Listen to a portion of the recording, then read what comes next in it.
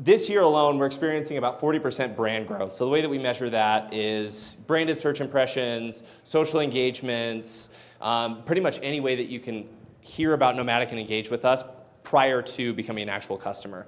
And why is this important? Really, the way we approach things, brand is the ocean that carries the boat, so it's the tide that raises the ship of performance marketing. The more people are aware of you, the more likely they are to purchase from you. There's all sorts of studies that kind of confirm this, but really, what we understand about our customers is people are only in market for a backpack or luggage every 5 to 7 years. If you're in market more than that, let me talk to you. I know, some good bags for you. So really what's important is we're reaching people outside of market, and then when there does come a time when, oh crap, the luggage or the wheel on my luggage popped off, or a hole happened in my backpack, you're thinking instantly of us, and you want to come and shop Nomadic. We've already pre-sold to you. So a lot of the time people get hung up on the ROAS hamster wheel. So ROAS is good. It's a good guiding light. Obviously, you want to make sure that your marketing is efficient. You don't want to be spending money needlessly. But it's also not an all-encompassing metric, and there's a lot of diminished returns. So I think we've all experienced this as performance marketers, where you can start at a certain level with Meta. Maybe you're spending $1,500 a day, you're getting a 4 or 5 ROAS, and the more you spend, the less you're getting back. You're finding that you're still getting the same return, or you're still getting the same return in terms of dollars, but you're not getting the same return by way of efficiency. So how do you improve this? You got to get off the ROAS hamster wheel. As you raise your brand level, it introduces opportunity for scale. So the more people are aware of you, the more effective your performance marketing is going to be, the more you can spend through those channels at an efficient rate. So I think one of the best ways to kind of exemplify this problem is just with a thought experiment of if your salary was dependent on achieving a specific ROAS, how would that change the way you buy media? And for me, it's like, great, I'm going to put all my money into retargeting. Shopify numbers aren't going to change at all, and it's going to completely make our marketing funnel catabolic. You need to be introducing more people. ROAS is not a perfect metric. So I think creating LTV opportunities with personalization is a huge theme of this year. Obviously, with the intervention of AI and just more opportunities to create better customer segments and make your communication a little bit more efficient, speak specifically to specific customer segments, I think that's honestly the next big thing that's going to be happening in performance marketing specifically. Next is targeting your core audience with performance. So you want to make sure that you're speaking to your in-market customers, the people you prime the pump with your performance marketing. That's not going to change. That's something that's been a thing for as long as e-com's been a thing. And then finally, building your funnel first and foremost with potential customers with brand.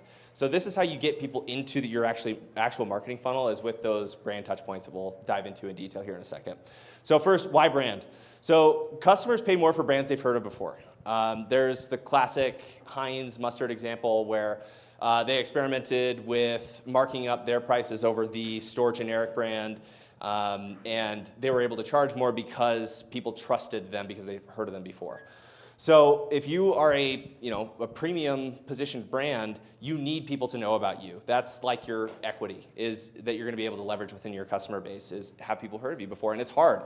The market today is more fragmented now than ever before. It's pretty easy to start a brand from nothing these days and go to market, start spending money on Meta ads and Google ads and wherever else you're spending money. With brand, you can achieve a more efficient CAC, and this can apply to holistic revenue growth, not just e-commerce. So when you're buying brand, you're not just driving people through Shopify storefront. So if you're distributed through wholesale, brand is going to help you sell more in-store. It's going to help you sell more online in different e-tail sites.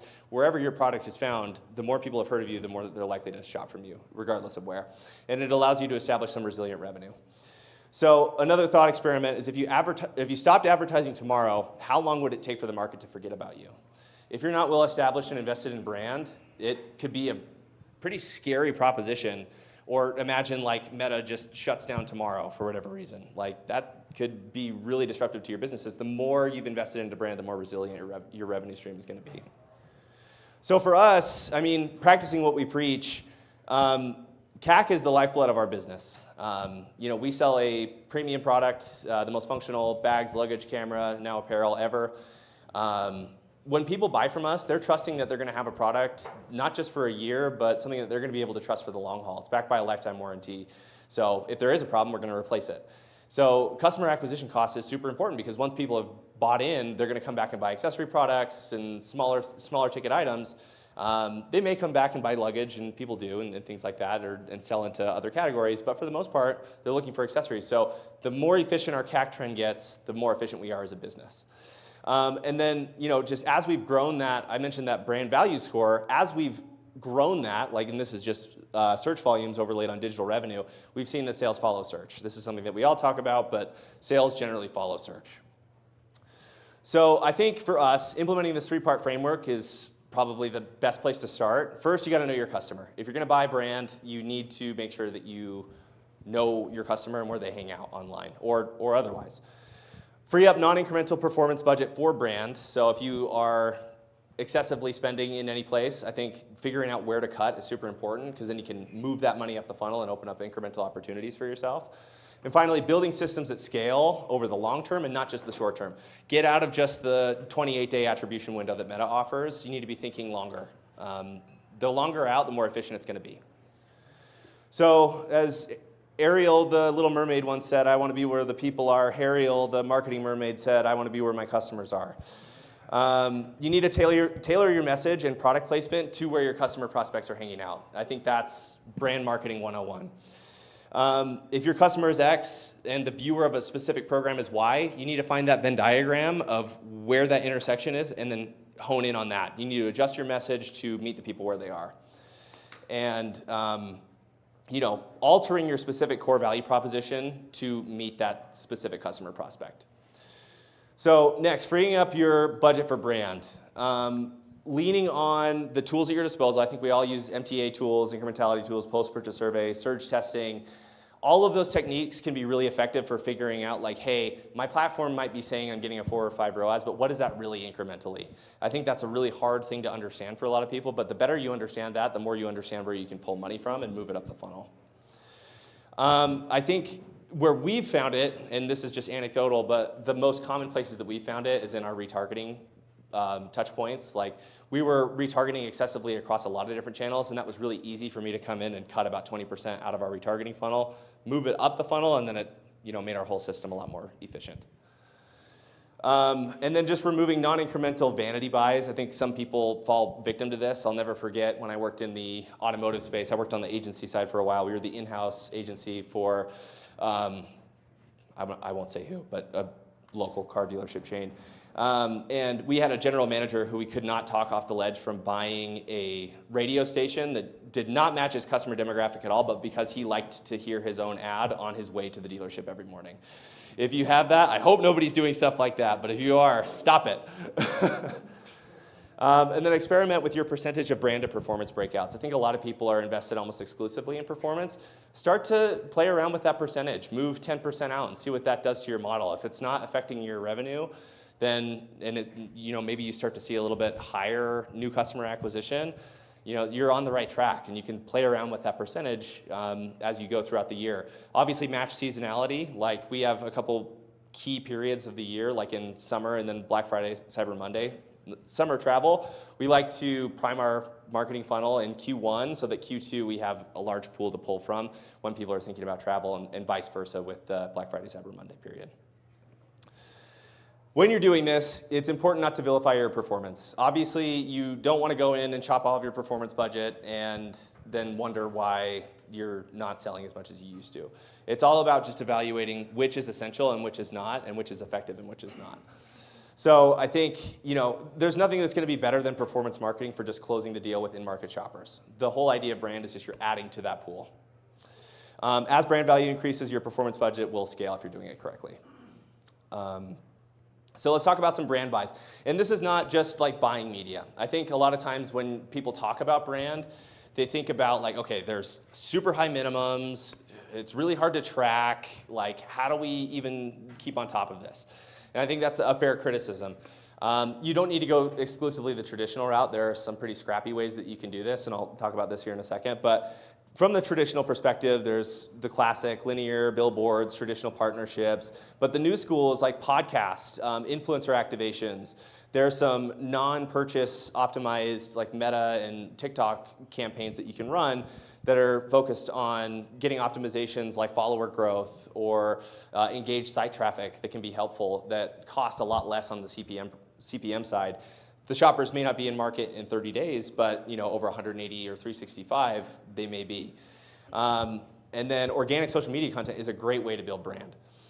So if you're doing it right, you should be thinking in, like I mentioned, not the 7 to 30 day attribution window that you normally get from these performance marketing channels, but a little bit longer term, 180 to 365 days. So the things that you can look for with this: search, social engagement, follower growth, organic and direct site visits. All of these things can tell you that you're on the right track. You're getting more people involved with the brand. You're welcoming more people in, and that'll just create opportunities for you down the line. Finally, CPM for brand should be significantly cheaper than anything you're doing with performance. So we've partnered with Tatari for a while for our traditional TV buys, and remnant TV inventory, CPMs are like $3 to $5 if you're buying it effectively. And that's like you're getting on sports, you're getting all this stuff. You're just buying the remnant that they weren't able to sell at a much cheaper price. So I think that can be a really good way to just build general brand awareness with people that would not be in your traditional Meta marketing funnel or Google marketing funnel. So in terms of traditional media, I think the key is to identify opportunities that meet customer prospects that are similar to your target audience. And an example of this is we did a UFC partnership earlier this year, and what we were looking for is the UFC audience was highly male, obviously, a little bit more high on the household income, which was kind of surprising to me, but it made sense as we went into it. And they like to travel in and go to these different events. UFC's a road show; they go all over the world. So it made sense to introduce a campaign that targeted like luggage specifically for them. So we became the official luggage sponsor of UFC 313 and 314. We did a big giveaway, giving away 2 tickets to UFC 313, a full luggage kit, we'll pay your way and everything. And we drove a bunch of traffic through our own lists and through their channels to our website, where we were able to capture a lot of email and SMS information, and then we were able to close the deal with them over the next 180, 365. And I think luggage sales this year are up like 25, 30% historically as a result of, I think this campaign was huge. And that's not the only thing we've done for luggage, but this is a big piece, and especially on the awareness side. So this also included like ring sponsorship, official decision partner, live ad reads, and we'll circle back on this because I think this is where you can get some economies of scale here. There's also things that we've done with linear TV. I like buying sports a lot because it's one of those things that are communally watched more so than other TV shows. Like I think the last example that I can think of a TV show that people gathered to watch was like Game of Thrones, and RIP, that ending. But sports is one that people still gather and actually watch. So you get some good economies of scale because you're buying based on the household level. That's where your CPM is measured against. But you could be getting people outside of that household who are watching this, or people in a bar or, a sports bar, wherever they're watching the game from. So again, we tailor the message specifically to each platform. So UFC, luggage built different. Fighters are always talking about how they're built different. So we kind of leaned into that. Tatari, we tried to introduce people with a more brand-friendly message that focused in on functionality of our products, but in a way that was friendly, approachable, kind of funny, and we've seen good success with both of those things. Creator partnerships have been huge for us. We launched a camera line with Peter McKinnon. That's been hugely successful for us. We've also partnered with people like Chris Williamson and the Modern Wisdom podcast and Thomas DeLauer, and really what we're looking for on the creator partnership side is people who can kind of build their own marketing funnels for us of their own customer prospects, who trust them and go to these people for knowledge. Like Thomas is big in the fitness space. Chris is big on just like he's a really good voice for just general self-betterment.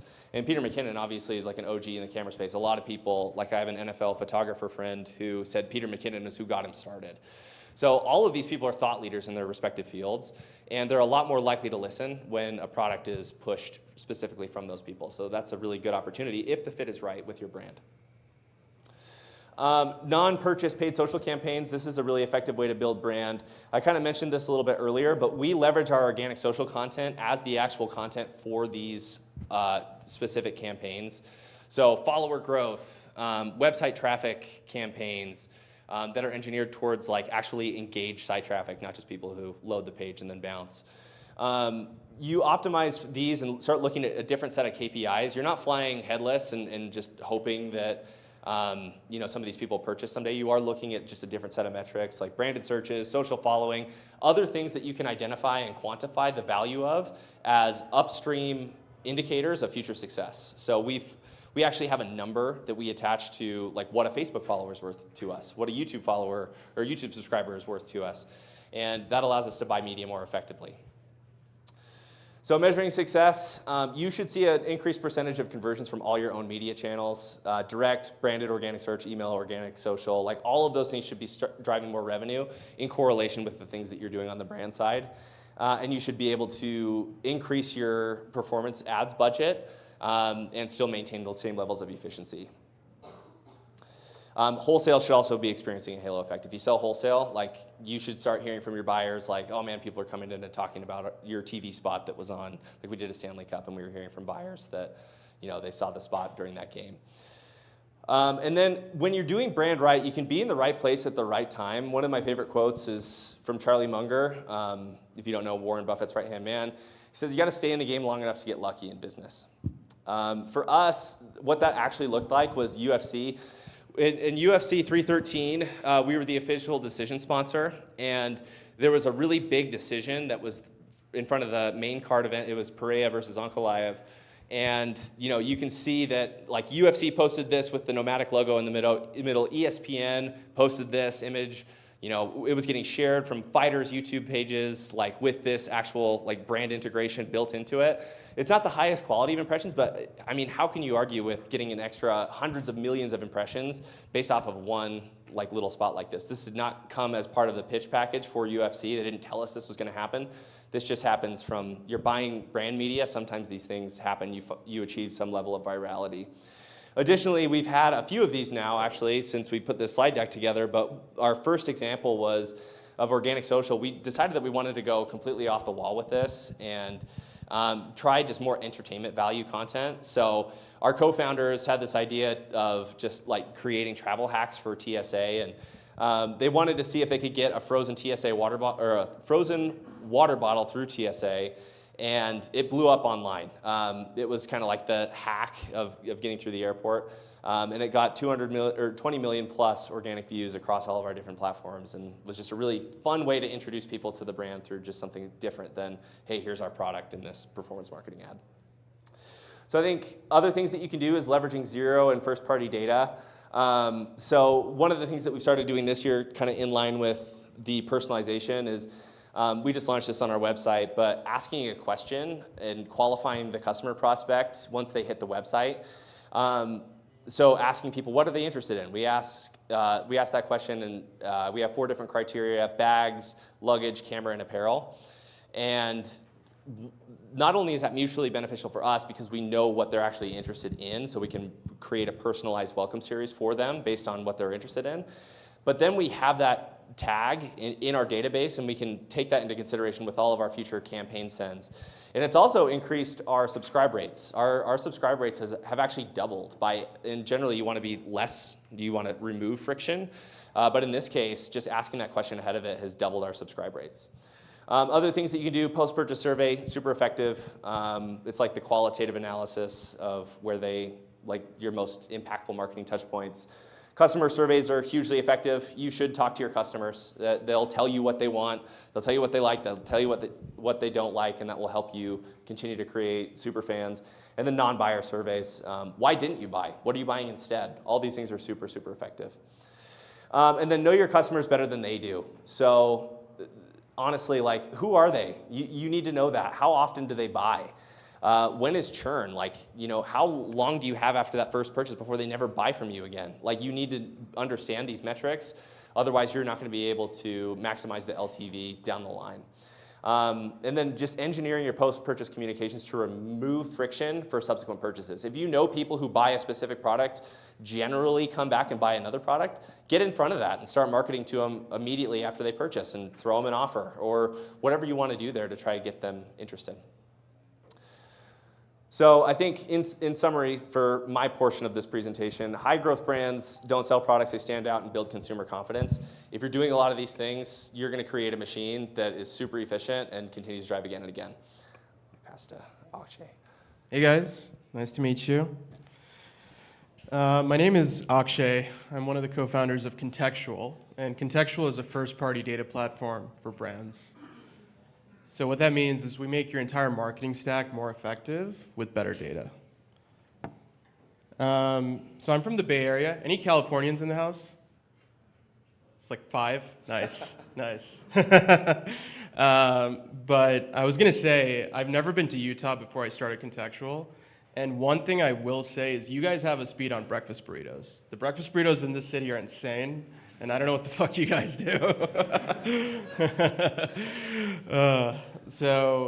Before I started Contextual, I was a software engineer at Mixpanel. Have you guys heard of Mixpanel? Any of you? Okay, one person? Nice, nice. But it's basically a data analytics platform for really large brands. So like some of our customers are like Nike and Patagonia. So really the motivation to start Contextual was trying to bring some of that magic to everybody else. So before I continue, I think Nate's laid the foundation really nicely for why brand is so important, right? The increased awareness that you have with a great brand, it sets the tone for everything else. But you know, if you're Apple and you stop marketing tomorrow, performance marketing, you're probably going to be fine. Apple will survive. Not most people, unfortunately. So performance marketing, the way that I see it, is the way to monetize the brand that you've built. So they're complementary to each other. And I like definitions. I'm an engineer by trade, so I like definitions. So the first question I ask myself is, what the hell does performance marketing even mean? Right? And the answer I got was marketing budget allocated to a specific measurable outcome. You guys, marketers, use a lot of terms, and it's a little overwhelming for somebody that's new to marketing, but over the past 2 years, I've learned that they actually boil down to very simple, specific things. So that's the definition of performance marketing. If you're spending $1,000 a day on meta ads to drive conversions, the conversions is the metric you care about. So what drives it, right? What actually drives performance marketing? I see it as a function of 3 things. I think one is budget and distribution. So how much money are you spending? How much money are you giving to Mark Zuckerberg? Number 2 is creative. What is the actual content that you're showing folks, right? And 3 is data. And I love data because data is the least talked about. It's the most boring. Creative is fun, sexy, interesting. But data, nobody talks about data, you know? So I want to talk about the elephant in the room, right? The advertising algorithm. And there's a lot of, I think, there's a lot of conversations about this. It's a black box. People don't really know what it is. Meta, TikTok, Snapchat, Google. But fundamentally, the system, you know, at its core essence is the same. It's a goal-seeking machine. You give it a clear problem with some constraints, and its job is to relentlessly maximize that outcome. It's stupid, right? It's single-minded. It has tunnel vision. And how does it work? Well, it's just trial and error at tremendous scale. It's just trying a bunch of things out. It's not smarter than you, more beautiful than you, more creative than you. It's just that it has tremendous scale. It's running billions and billions of experiments per minute. These are some of the largest companies in the world, right? So I think the crux here, though, right, the kicker is that these experiments only work with really good feedback, right? How can you run an experiment and not know what the results of your experiment are, right? You need good data to feed back into the system. So like, what data are we talking about here, right? 2 pieces of information, who and what. It sounds self-evident, but I'm telling you, like, if you're missing this, this is a problem, right? You need to know, Meta needs to know who's on your site and what did they do. So who's the actual person on your website? Typically, an identifier is an email. I like emails because they don't really change. You're going to have the same email probably for the rest of your life, and it's usually attached to one person. And what are they doing? Are they adding to cart? Are they checking out? Who did what? Two pieces of information, super simple, but you still need both. To kind of really drive this point home for why this is important, right? Let's consider Jane. She's a sneakerhead, right? Jane gets an ad on Instagram. She clicks on the ad, goes to your brand's website, adds to cart. But Jane doesn't make a purchase. Meta still has value from this, right? Meta's learned from this because it knows that it was Jane that clicked on your ad, Jane that came to your site, and Jane that added this specific pair of Nikes to cart. This is if the data is flowing the way it should be. If it doesn't, first of all, Meta may not know who was the person that actually interacted with the ad, and if they did, then did they add to cart? Has it really happened if the event doesn't actually make it to Meta, right? If you add it to cart but Meta doesn't know about it, it's a problem, right? You've essentially wasted money driving traffic to your website and Meta hasn't learned anything. So I have a question. In this room, how many of you know what an EMQ score is? Wow, really? Okay. Yeah, I thought it was going to be like 10 people, but this is, I guess, why I'm talking about this. So EMQ score is a metric on Meta. Most of you have never heard of it, but it stands for Event Match Quality. It's a score out of 10, and what it basically tells you is what percentage of the events that you're sending to Meta is tied to a person. So imagine, Meta gets like trillions of events a month, and you get an event add to cart, but it's not tied to a person. What is Meta going to do with that information? You have this event, there's not much you can do. So EMQ is actually super important, and we've seen that it actually correlates very strongly with performance. So a 3-point increase in an EMQ score is, especially on purchases, is a almost 25 to 30% reduction in CPAs. What does it mean if you have an EMQ score of 5? Well, that means 50% of your events aren't tied to people. That means 50% of the shit you're sending Meta is just going down the drain. Ads get way more expensive, right? And this is without lifting a finger on creative or budget, right? This is just fix the damn data pipeline, right? So why is this important, right? Like, why are we talking about this now? Well, back in 2019, the world was great. You put $1 into Meta, you'd get like $5 back, right? That's why Meta became a $2 trillion company on the backs of our hard labor, you know? So back then, you would just slap a pixel on your website and data will flow. Meta's gonna know who's on your site, what they're doing, everything is great. But then in 2019, Apple came out with Safari's ITP restrictions, which shortened cookie lifespans for third-party cookies from indefinite to 24 hours. And then in 2021, iOS 14.5 came out, which means Apple destroyed cross-site, cross-app attribution, which means Meta can't know which app did you go to, which website did you go to on iOS devices for users that haven't explicitly opted in. So the world's a lot more dangerous now for data. Ad blockers, third-party cookie deprecation, privacy regulations have all conspired to make this significantly harder for most brands. The problem is most brands don't even know this is a problem, right? Like, you guys have seen Meta ad performance and you're like, what's happening? Maybe it's my creative, you know? But this is an untapped lever that we've seen most brands haven't really paid attention to, and that's why we're excited to talk to you about this. Solving this data problem today is more important than ever. So how do we fix this, right? First step is just remember your visitors across sessions. If somebody comes to your site, makes a purchase, comes back a month later, they shouldn't look like a stranger, right? It's important that you have persistence. And the way to do this is with first-party cookies, right? Chrome in 2026 is going to be deprecating third-party cookies. I know they've they've been back and forth on the decision, but I'm sure it's, time is not on their side. So, and it's unfortunately not on our side either. So use first-party cookies. And what that means is instead of just slapping a meta pixel on your site and letting Meta add a cookie from its domain, use your own domain. Set up like a server-side Google Tag Manager, and then use that to set the cookie. That's going to give you way more persistence. I'm talking about years versus 24 hours on Safari. The second is to record every action reliably.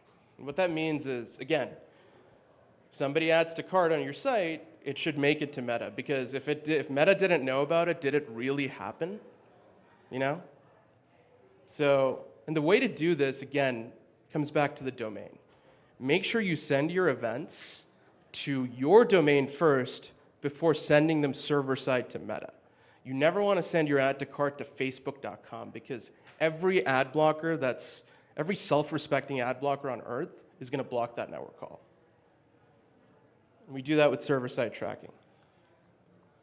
The last is recognize anonymous visitors. And the reality is that, guys, most of your site's going to be anonymous. You're not going to know who they are. They're just going to show up. So you're spending a ton of money driving this traffic to the site, and it's a total waste, right? So what you have to do is leverage first-party and third-party identity graphs to plug in those gaps. But yeah, what do you get when you put all three together? Our experience, Magic, one of the brands that we've worked with, hasn't changed anything on ads, on creative or budget, but we saw a $75,000 uplift in just Klaviyo Flow's revenue alone, with a 3-point increase in EMQ scores and a 22% decline in CPAs. But yeah, so if this sounds interesting to you, check us out. We're opening this offer to like 30 brands to get a free Yeti Tundra cooler if you guys try us out for 30 days. Best case, guys, you make a ton of incremental revenue without lifting a finger on ads or budget or creative. You're going to see better performance. This is really, I'm like shocked that most people don't know about the data angle to this, because it's just so abstract, right? Like nobody talks about this. You're not going to talk about this with your friends. It's not cool, but it's a huge lever. So yeah, thanks for listening to me. Yeah. I think we got like 1 minute or two for questions, if anybody has any. Nothing? Damn, we're good. On the brand side, at what point, other than like social organic, at what point as far as like maxing out ad spend or even revenue are you looking at before you start investing in some of these bigger brand deals with athletes or other options? I think for us, there's opportunity-based things that pop up. Like if an athlete's like, hey, I love your product, like let's work together, then obviously explore it. But I think for us, we really started hitting our head on the wall of like, we're spending as much as we can to get this revenue, and the more we spend, we're still getting the same amount. So if you're running into like a ceiling on your performance, I think that's when it makes sense to explore something like that.